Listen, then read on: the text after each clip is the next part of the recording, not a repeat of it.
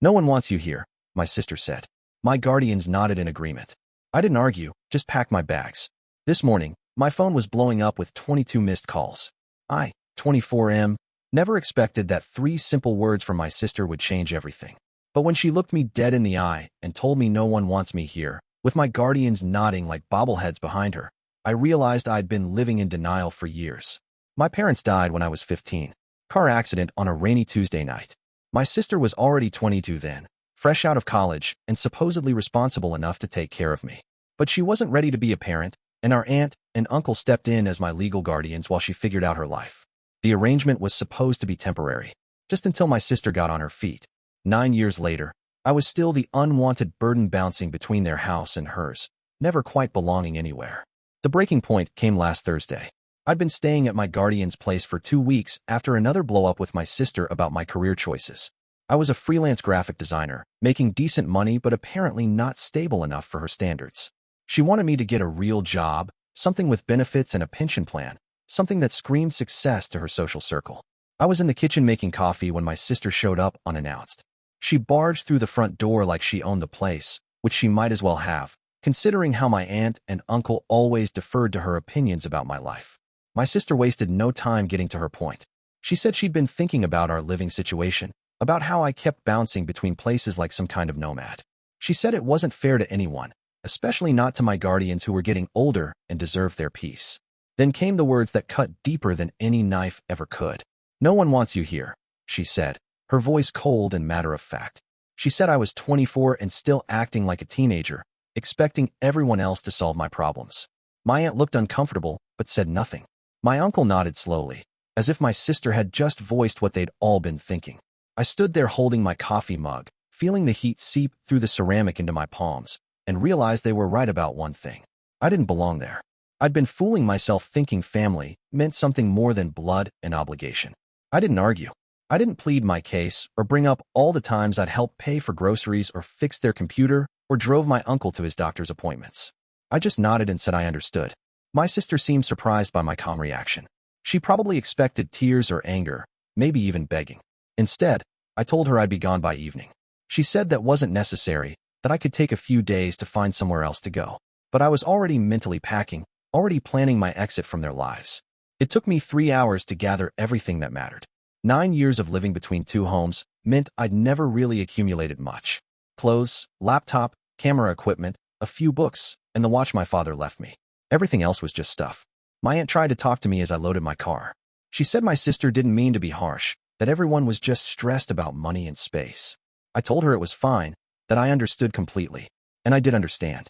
I finally got the message they'd been sending for years. I drove to an extended stay hotel 40 minutes away, in a completely different part of the city. I paid for a month up front and settled in for what I assumed would be a few weeks of apartment hunting and soul searching. The funny thing about being truly alone for the first time in your adult life is how quiet everything becomes. No more family dinners filled with passive-aggressive comments about my life choices. No more walking on eggshells, trying not to be too much trouble. Just silence and the freedom to figure out who I actually was when nobody was watching. I spent the weekend updating my portfolio and reaching out to potential clients. By Monday, I'd landed 2 new projects that would keep me busy for the next month. By Wednesday, I'd signed a lease on a small studio apartment across town. For the first time since my parents died, I was building something that was entirely mine.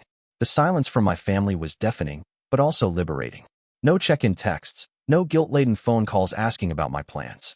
It was like I'd never existed in their world at all. I threw myself into work with an intensity I'd never experienced before. Without the constant stress of family obligations and judgment, my creativity exploded. I was producing some of the best work of my career, landing clients I'd only dreamed of working with before. 3 weeks passed in a blur of deadlines, apartment setup, and the strange peace that comes with authentic solitude. I was actually happy, genuinely happy, for the first time in years. Then came this morning. I woke up to my phone buzzing incessantly on the nightstand. 22 missed calls, all from my sister, starting around 6 a.m. The voicemails painted a picture I couldn't have imagined when I'd packed my bags that Thursday evening. Apparently, my grandfather had been trying to reach me for the past 2 weeks. My father's father, who I'd thought had written me off along with everyone else after my parents died. Turns out, he'd been calling my guardian's house looking for me, and they'd been telling him I wasn't available. What they didn't tell him And what my sister was now frantically trying to explain through increasingly panicked voicemails was that my grandfather had been diagnosed with terminal cancer 6 months ago. He'd been trying to get in touch because he wanted to leave me something important. The something important, as it turned out, was everything. My grandfather had been quietly successful his entire life. The small accounting firm he'd built from nothing had grown into a regional powerhouse before he sold it for a considerable sum in his 70s. The modest house I remembered visiting as a child sat on 20 acres of prime real estate that developers had been eyeing for years. But here's the part that made my sister's voice crack in those voicemails. My grandfather had decided months ago that I was the only family member who'd never asked him for anything. While my sister had been dropping hints about graduate school loans and my guardians had been mentioning home renovations, I'd simply visited when I could and listened to his stories about my father. He'd changed his will 6 weeks ago. Everything was coming to me. The house, the land, the investments, everything. My sister had only found out because my grandfather's lawyer had been trying to reach me to discuss the inheritance and the family's role as intermediaries. That's when the truth came out. When the lawyer asked why nobody had mentioned the calls to me, my sister had to admit what she'd done. She'd driven away the person my grandfather had chosen as his heir, and now she couldn't find me. The panic in her voice as she explained this in voicemail number 18 was almost funny. She kept saying she'd made a mistake, that she'd been stressed, and said things she didn't mean. She said the family needed to stick together, especially now with grandfather's condition getting worse. I listened to all 22 messages while drinking my morning coffee in my little studio apartment. The irony wasn't lost on me. 3 weeks ago, no one wanted me around. Today, I was suddenly the most important person in their world. My phone rang again as I was getting dressed for work. My sister, of course. I let it go to voicemail and heard her pleading with me to call her back, saying that family was everything and that we needed to work through this together. The 23rd missed call came from my uncle. He left a message saying he was sorry about the misunderstanding, that there had been a miscommunication about my grandfather's calls. He said I should come home so we could figure everything out as a family. The 24th call was from my aunt, crying and saying she'd never meant for me to feel unwanted, that I was like a son to her, and they missed me terribly. I sat on my couch, surrounded by the life I'd built in 3 weeks of genuine freedom, and realized something profound. The money, the house, the inheritance, none of it mattered as much as the fact that I'd finally learned who I was without their approval or disapproval. But I wasn't naive. I knew exactly why my phone was blowing up now, and it had nothing to do with love or family bonds. It was about money, plain and simple.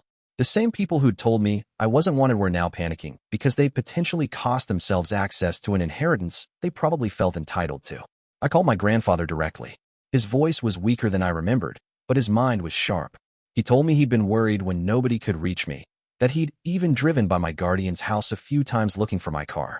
He said he had things he wanted to discuss with me, important things about my father and about the future. I told him I'd been staying elsewhere for a few weeks, that there had been some family tension and I'd needed space. He was quiet for a long moment, then said he understood perfectly. He asked if I could come visit him that afternoon, and I said yes immediately. The conversation with my grandfather lasted 4 hours. He told me stories about my father that no one else had ever shared, showed me letters my dad had written from college, and explained his decision about the will.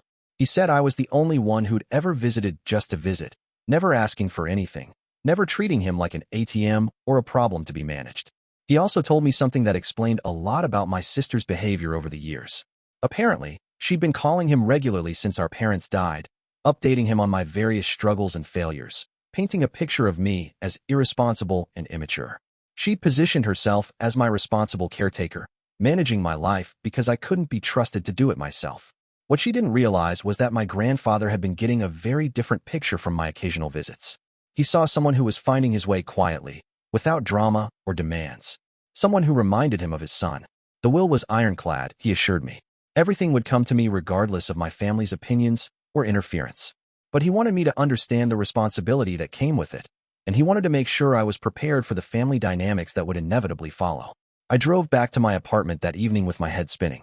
My grandfather's health was declining rapidly, and the doctors estimated he had maybe 2 months left. The inheritance would change my life completely, but more importantly, I'd gained something I hadn't realized I'd lost years ago, a real relationship with the last grandparent I had left. Update 1. It's been a week since that conversation, and the missed calls have evolved into a full-court press from my family. My sister showed up at my workplace yesterday, somehow having tracked down the co-working space I've been using for client meetings. She looked terrible, like she hadn't slept in days. She said she needed to talk to me about grandfather, about how we could work together to make his final months comfortable and peaceful. She said the family falling apart was the last thing he needed to deal with while he was sick. I told her I'd been visiting grandfather regularly and that he seemed quite peaceful to me.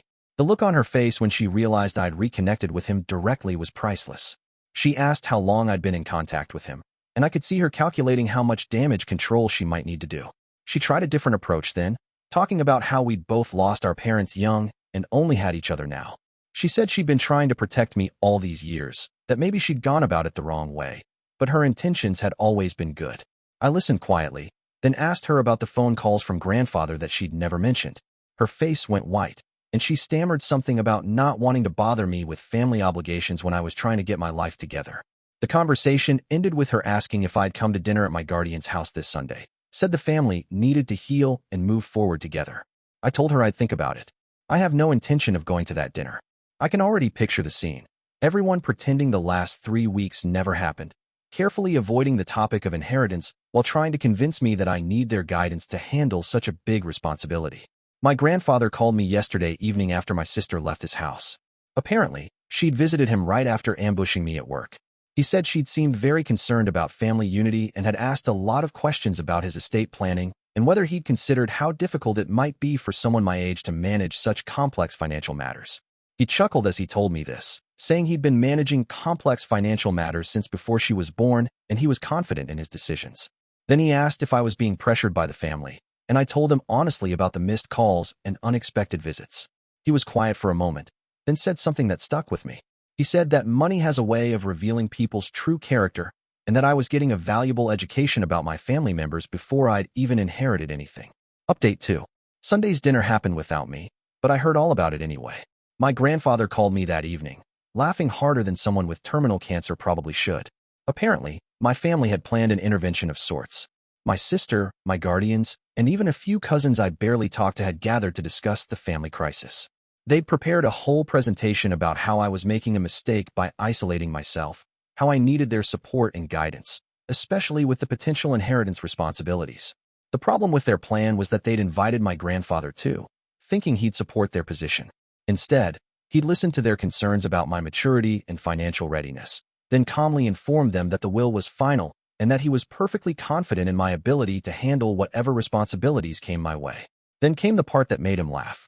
My sister had apparently broken down crying, saying she was worried about me becoming isolated from the family, that money could change people, and she didn't want to lose her brother to wealth and pride. My grandfather had responded by asking exactly when she'd last made an effort to maintain a relationship with me that wasn't based on criticism or management. He'd pointed out that I'd been effectively exiled from the family 3 weeks ago, and that her sudden concern about losing me seemed rather convenient timing-wise. The dinner had ended with my sister storming out and my guardians awkwardly trying to salvage the situation by suggesting that everyone needed time to process their emotions. My grandfather asked if I wanted to know what my sister had said as her parting shot. I told him I probably didn't, but he told me anyway. She'd said that I'd turned my grandfather against the family, that I was manipulating an elderly man during his final months, and that when the dust settled, I'd realize how much I needed them. The accusation of manipulation stung, even though I knew it wasn't true. I'd been visiting my grandfather regularly, yes, but we mostly talked about my father, about his business experiences, about life philosophy. I'd never once brought up the inheritance or asked him about his plans. But I realized something important during that phone call. My sister's accusation revealed exactly what she thought I'd been doing, because it's exactly what she would have done in my position. She couldn't conceive of a relationship with my grandfather that wasn't strategic. 3 days later, I got a text from my uncle asking if we could meet for coffee. Just the two of us, he said, to clear the air and figure out how to move forward as a family. I agreed to meet him, mostly out of curiosity. My uncle had always been the most reasonable of my guardians, the one who tried to stay neutral during family conflicts. If anyone was going to offer a genuine apology or attempt at reconciliation, it would be him. We met at a coffee shop near my apartment. He looked older than I remembered, tired in a way that went beyond physical exhaustion. He apologized for how things had gone down 3 weeks ago, said he'd been caught off guard by my sister's confrontation and hadn't handled it well. He asked about my new apartment, my work, how I was adjusting to being on my own. For a few minutes, it felt like a normal conversation between family members who cared about each other. Then he got to his real point. He said he was worried about the inheritance situation creating permanent divisions in the family. He said money had a way of complicating relationships, and he hoped I'd be careful not to let it change who I was as a person. I asked him what he meant by that, and he said he'd noticed I seemed different lately. More distant, less willing to compromise, more focused on independence than on family harmony. He said he was concerned that the prospect of inheriting money was making me think I didn't need family anymore. The irony was staggering. I'd been told I wasn't wanted, effectively kicked out of the family, and now I was being lectured about the importance of family unity. I pointed this out to my uncle, and he had the grace to look embarrassed. He said the situation 3 weeks ago had been handled poorly, that emotions had been running high and things had been said that shouldn't have been said. But he maintained that the core issue remained. I needed to think carefully about how to balance my new independence with family relationships. I told him I'd been thinking about exactly that for 3 weeks, and I'd come to some interesting conclusions. I said that maybe the problem wasn't that I was becoming too independent, but that the family had become too comfortable treating me as a dependent. The conversation ended awkwardly, with my uncle asking if I'd consider family counseling to work through these issues. I told him I'd think about it, which we both knew meant no. Update 3. My grandfather died yesterday morning. I was with him when it happened, along with the hospice nurse who'd been helping us manage his care for the past week. It was peaceful, exactly the way he'd hoped it would be. The family hadn't known how close the end was. My grandfather had asked me not to share updates about his declining condition, saying he wanted his final days to be about connection and closure, not about managing other people's emotions and expectations. I called my sister after the hospice nurse left. She answered on the first ring, which told me she'd been waiting for this call. I told her that grandfather had passed away peacefully that morning, and the silence on the other end of the line stretched for nearly 30 seconds. When she finally spoke, her voice was hollow. She asked if I'd been there, if he'd said anything about the family, if he'd seemed to be in pain. I answered her questions honestly, and I could hear her crying quietly. Then she asked the question I'd been expecting. Had he said anything about the will, about his final wishes for the family? I told her he'd been very clear about his wishes, and that there would be a meeting with his lawyer in a few days to handle the formal reading. The funeral is scheduled for this Friday. I've been handling most of the arrangements because I was the one who'd been closest to him in his final weeks, and because I knew what he wanted better than anyone else in the family. My sister called this morning asking about the funeral plans, about whether I needed help with anything, about whether we could work together to make sure grandfather got the send-off he deserved. Her tone was different now, subdued and almost respectful.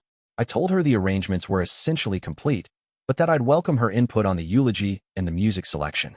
She seemed surprised that I was including her in the decisions, and I realized she'd been expecting me to shut her out the way she'd shut me out. The truth is, despite everything that's happened between us, my grandfather loved her too. He'd been disappointed by her behavior, but he'd never stopped caring about her. The funeral should reflect his love for all his family, even the complicated parts. The will reading is scheduled for next Tuesday. My grandfather's lawyer called yesterday to confirm the details and to let me know that the inheritance is even more substantial than I'd realized. The real estate alone is worth nearly $2 million, and the investment portfolio adds another significant amount to the total. But here's what my family still doesn't understand. The money changes nothing about who I am or what I want from life. I'm still the same person who was told he wasn't wanted 3 weeks ago. I still remember exactly how it felt to be dismissed and discarded by the people who were supposed to care about me. The inheritance gives me options I never had before, but it doesn't give me a family. That's something that has to be built on mutual respect and genuine care, not on financial convenience. My sister sent me a long text yesterday evening. She said she'd been doing a lot of thinking since grandfather died, about family and forgiveness and second chances. She said she knew she'd hurt me, and that she was sorry for the way she'd handled things. She asked if we could start over, maybe try to rebuild our relationship on better foundations. I haven't responded to that text yet. Part of me wants to believe that her remorse is genuine, that losing grandfather has given her some perspective on what really matters. But part of me knows that the timing is awfully convenient, coming just days before the will reading. Tomorrow I'll sit in a lawyer's office and officially inherit more money than I ever imagined having. My family will be there too, hearing the details of my grandfather's final wishes, learning exactly how much their rejection of me 3 weeks ago has cost them. I don't feel vindicated or triumphant about any of this. Mostly I feel sad that it took money to make them realize they might want me around after all. But I also feel something I haven't felt in years, completely free to choose my own path forward. Whether that path includes rebuilding relationships with my family or starting fresh without them is entirely up to me now. For the first time since my parents died, nobody else gets a vote in my life unless I choose to give them one. And that feels like the most valuable inheritance of all.